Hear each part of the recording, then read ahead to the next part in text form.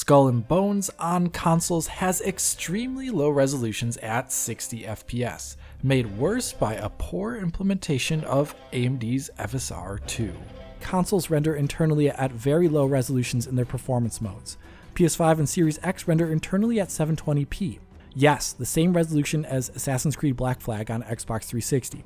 Series S runs internally at 540p. So you have this low internal resolution. Then you can couple that with the game using FSR 2 from AMD to upscale to 1440p on the big consoles and 1080p on Series S. FSR 2 in this game is doing an absolute number on the image quality. I would argue overall FSR 2 is a massive detriment to this game's image quality, and it is hurting more than it is helping due to how many issues it has. Now, these issues are not specific to this game. Really, FSR 2 shows this off in nearly every game, but it's especially egregious here due to the things that are happening on screen. You have a lot of particles all the time, so particle ghosting is nearly everywhere, all the time.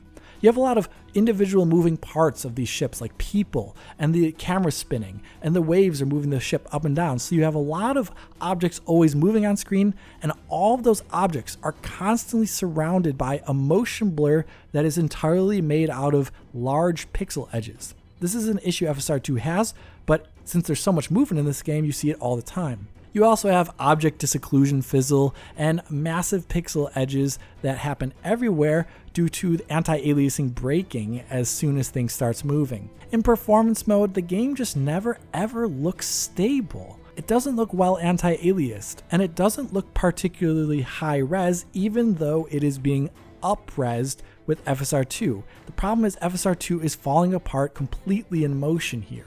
Then you can couple this with the quarter resolution particles. On something like Series S, the resolution of the particles is just a little higher res than your average Super Nintendo game. So while the game is offering genuinely competent performance across the board here, as I talked about earlier, the image quality is really dire in these performance mode.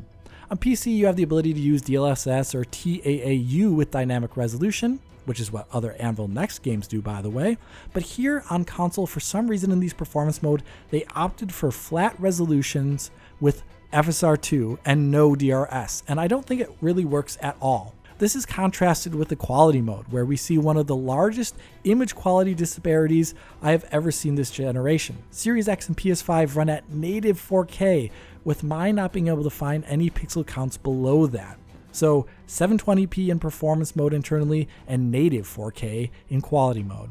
Series S in quality mode runs at native 1080p. Here I don't think the game is using FSR 2 in its quality mode for anti-aliasing, and I think it's instead using standard TAA. You will notice this as there's going to be less ghosting in the quality mode, even though it's a lower frame rate. Such as here, where a part of the ship with FSR 2 on in performance mode has tons of ghosting on it that is just not there in the game's quality mode, which is presumably using standard TAA. So the image quality is a lot better in the quality mode, but you have to sacrifice it for frame rate, even though that frame rate is very consistent, as I said before.